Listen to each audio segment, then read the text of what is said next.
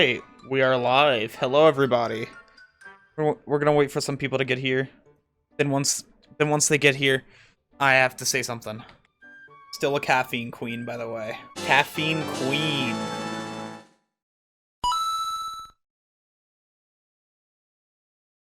We got some big news in.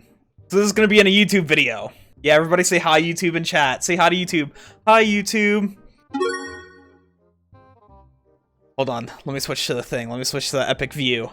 I have a view for this. I have a view for this. Oh, hell yeah.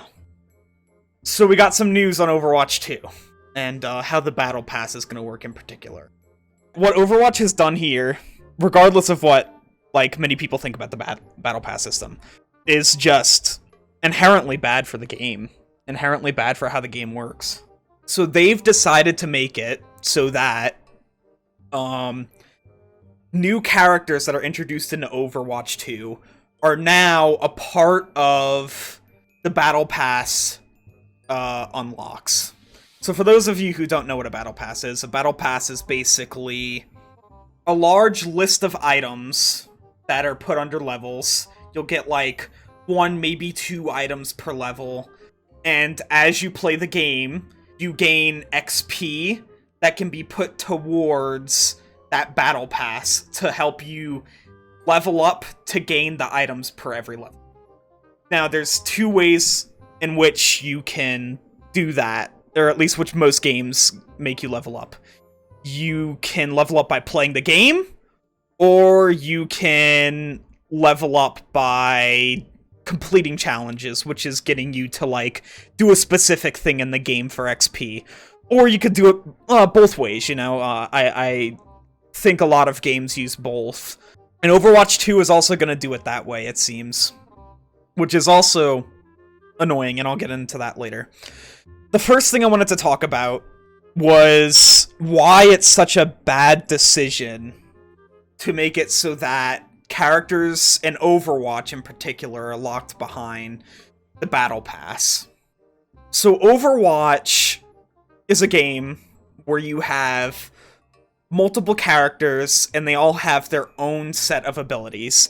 They're placed in their own role with other characters. They're grouped into roles, and each character has their own abilities, and every ability in each character is different from the other character. Now, Overwatch is a team-based game.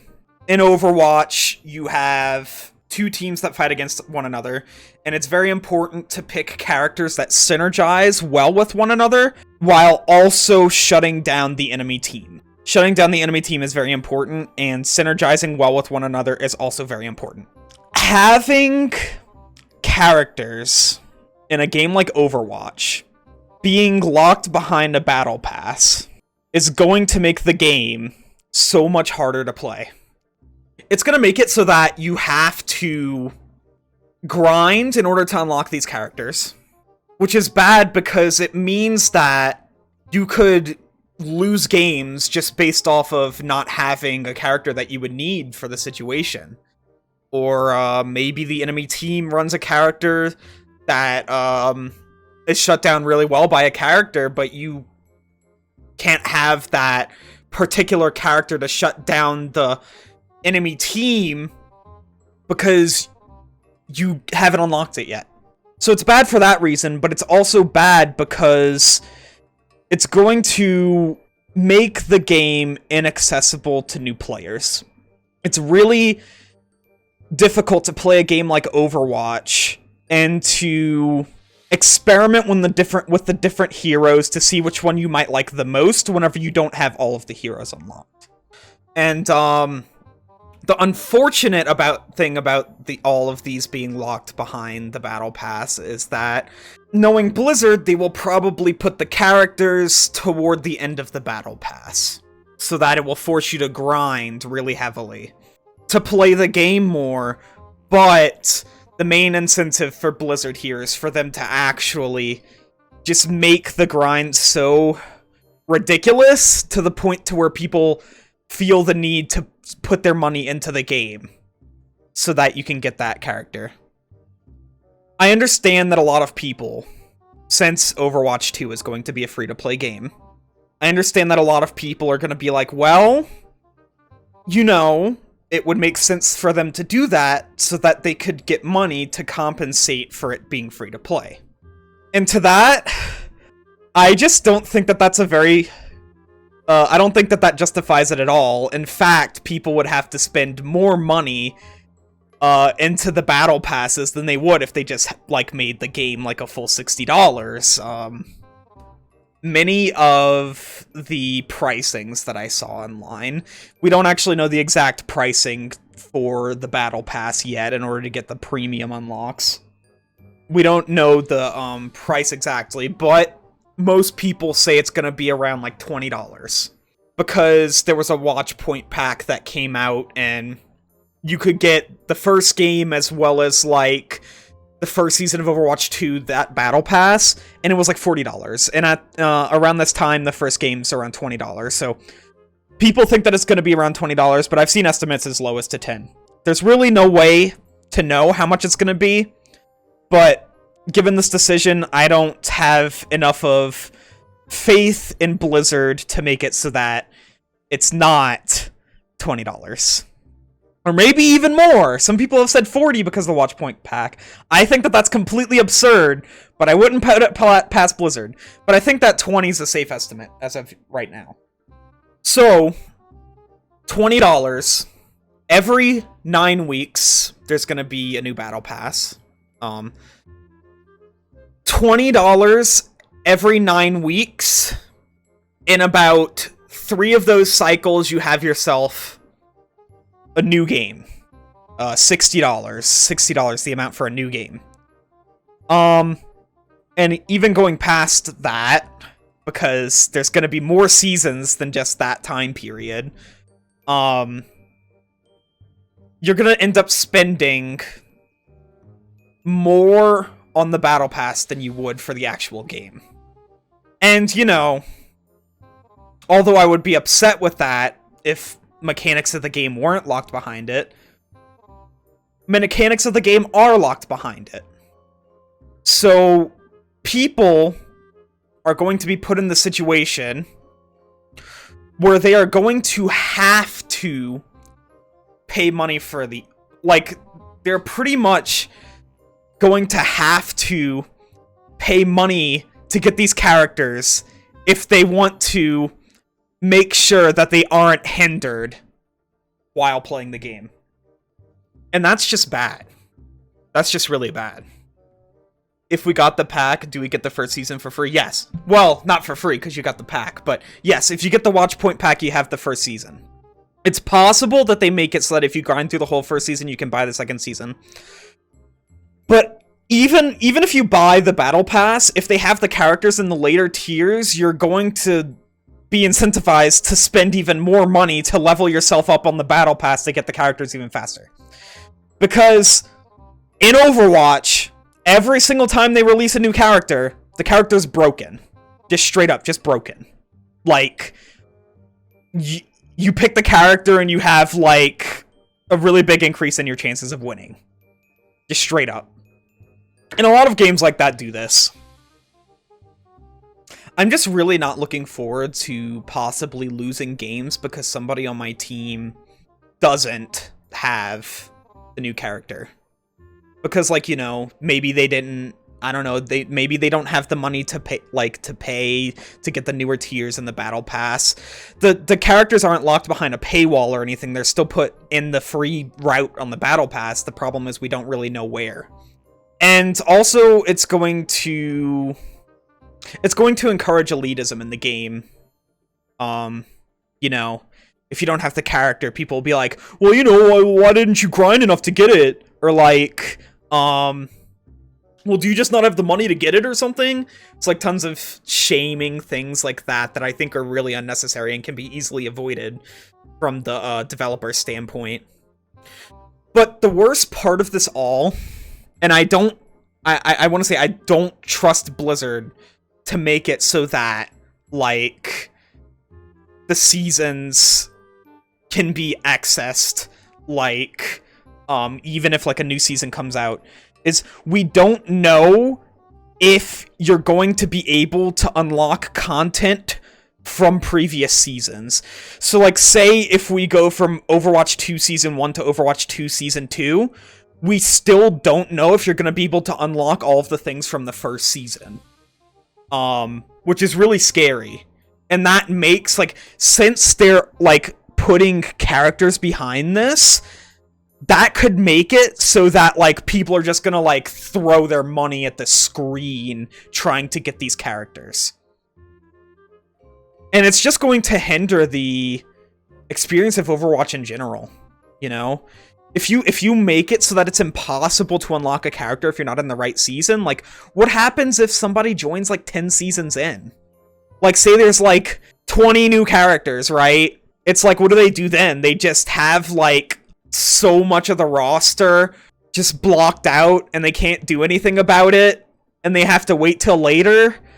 Like, what would even happen then? I don't understand. But, you know, tons of people were saying that the Battle Pass system was going to be what would bring Overwatch back. And I honestly didn't think so, but, you know, Battle Passes are very popular. And the move to go free to play for Overwatch 2, I think, was a good move. Because it makes it more accessible to people. But what makes it less accessible is that whenever these people join, they're gonna see that they can't play most of the characters, and then they're going to be hindered and lose a ton of games, and possibly even be flamed by their teammates because they haven't unlocked those characters. Like, I think that that's just wrong to do. Plus, timed content is more profitable because people feel incentivized to buy it faster. Yeah, that's what I meant to say if I didn't say it earlier.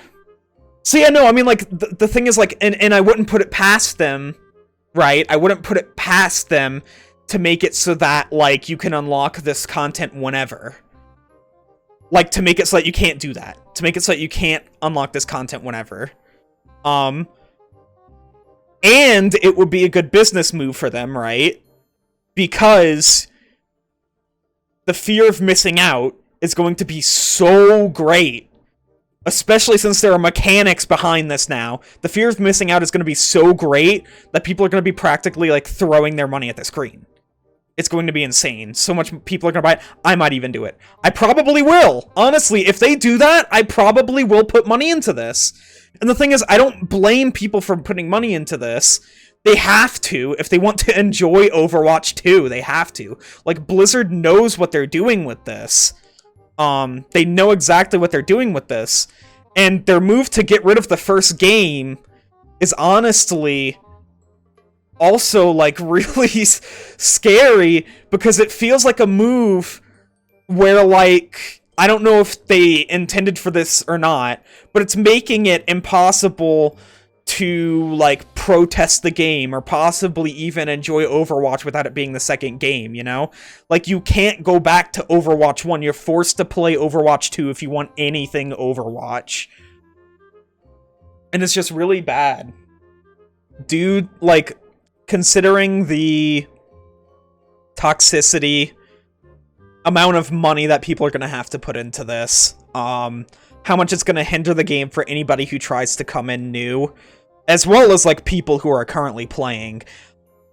And just all of these other things, like, this is... I don't know, this is possibly the worst move that they could have pulled. This is definitely up there with one of the worst moves that they could have pulled.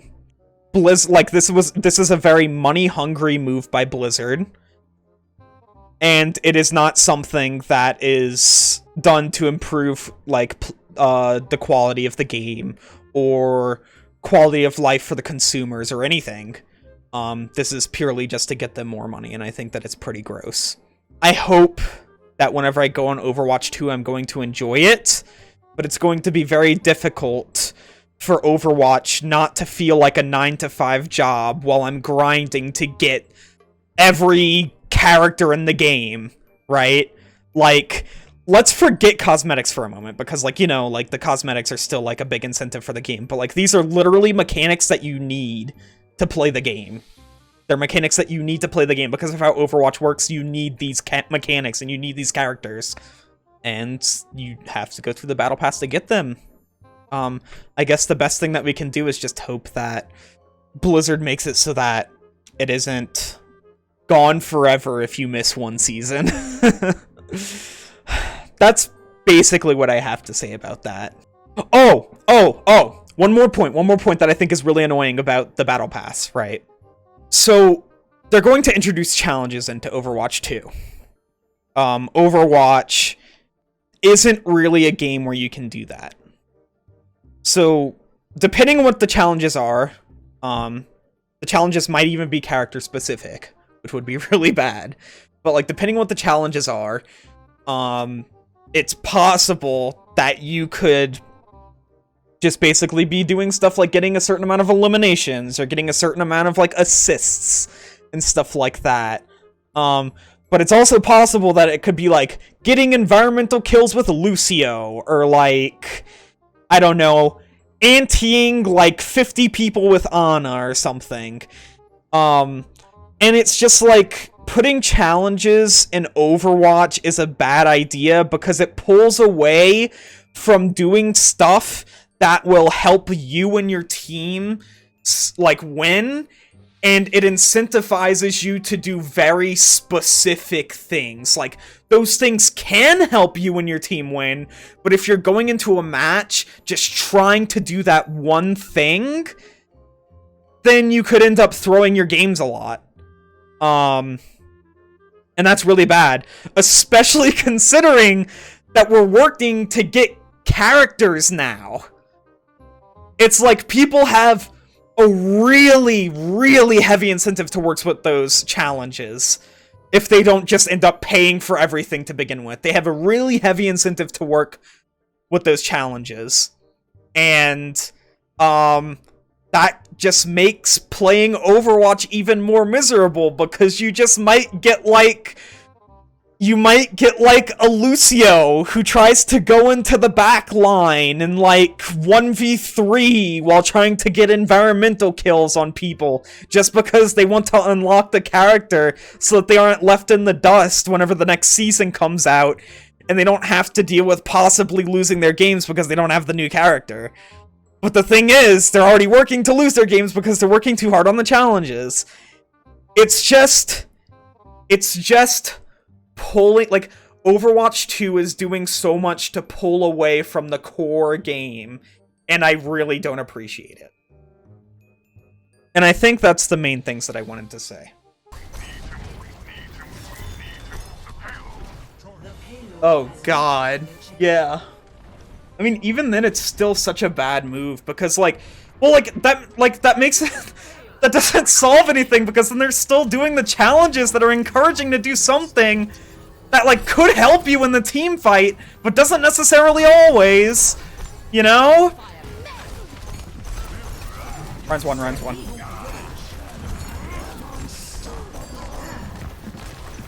Oh shit, that's scary. It's really scummy because they are locked behind a free track, which... The only reason why they're even locked is so that you're motivated to pay to skip. Yeah! Yeah, no, yeah, no. That's totally it. And that's what I was trying to say earlier. And I feel like putting them behind the challenges as well just makes it more confusing for new players. New players might look at that and not even understand that they can still get the character. It depends on how obvious they'll make it. Tracer behind. Tracer in a recall.